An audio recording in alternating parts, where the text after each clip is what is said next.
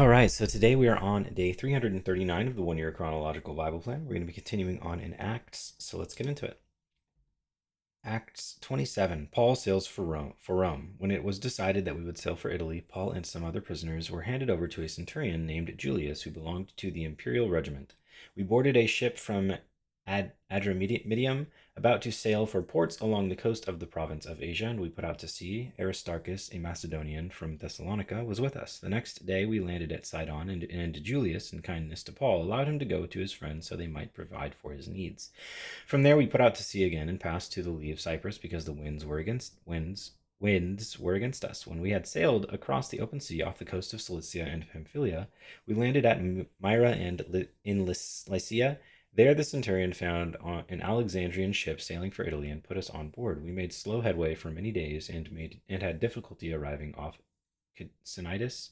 When the wind did not allow us to hold our course, we sailed to the lee of Crete, opposite Salmon. We moved along the coast with difficulty and came to a place called Fair Havens near the town of Lycia.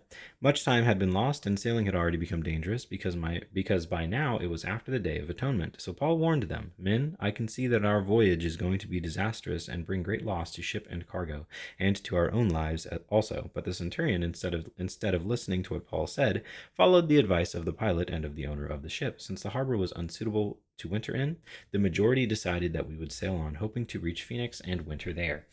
This was a harbor in Crete, facing both southwest and northwest. The storm. When a gentle south wind began to blow, they saw their opportunity, so they weighed anchor and sailed along the shore of Crete.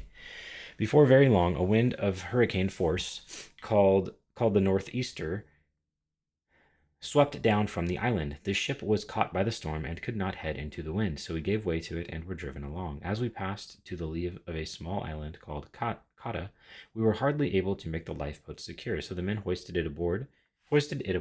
Then they passed ropes under the ship itself to hold it together. Because they were afraid they would run aground on the sandbars of Syrtis, they lowered the sea anchor and let the ship be driven along. We took such a violent battering from the storm that the next day they began to throw the cargo overboard. On the third day they threw the ship's tackle overboard with their own hands, when neither sun nor stars appeared for many days, and the storm continued raging.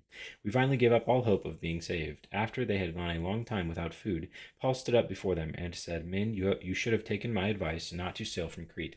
Then you would have spared yourselves this damage and loss. But now I urge you to keep up your courage, because not one of you will be lost, only the ship will be destroyed. Last night an angel of the Lord, to whom I belong and whom I serve, stood beside me and said, 'Do not be afraid, Paul. You must stand trial before Caesar, and God has graciously given you the lives of all who sail with you. So keep up your courage, men, for I have faith in God that it will happen just as he told me. Nevertheless, we must run aground on some island." The shipwreck. On the 14th night, we were still being driven across the Adriatic Sea, when about midnight the sailors sensed they were approaching land. They took soundings and found that the water was 120 feet deep. A short time later they took soundings again and found it was 90 feet deep. Fearing that we would be dashed against the rocks, they dropped 4 anchors from the stern and prayed for daylight. In an attempt to escape from the ship, the sailors let the lifeboat down into the sea, pretending they were going to lower some anchors from the bow. Then from the bow.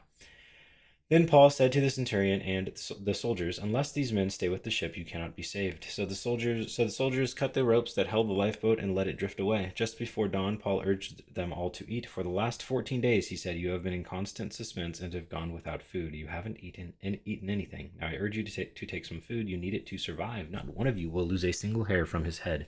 After he said this, he took some bread and gave thanks to God in front of them all. Then he broke it and began to eat. They were all encouraged and ate some food themselves. Altogether, there were 276 of us on board. When they had eaten as much as they wanted, they lightened the ship by throwing the grain into the sea. When daylight came, they did not recognize the land, but they saw a bay with a sandy beach, where they decided to run the ship aground if they could. Cutting loose the anchors, they left them in the sea, and at the same time untied the ropes that held the rudders. Then they hoisted the foresail to the wind and made for the beach, but the ship struck a sandbar and ran aground. But the bow stuck fast and would not move, and the stern was broken to pieces by the pounding of the surf. The soldiers planned to kill the prisoners to prevent any of them from swimming away and escaping, but the centurion wanted to spare Paul's life and kept them from carrying out their plan. He ordered those who could swim to jump overboard first and get to land. The rest were to get there on planks or on other pieces of the ship. In this way, everyone reached reached land safely. And that is day 339.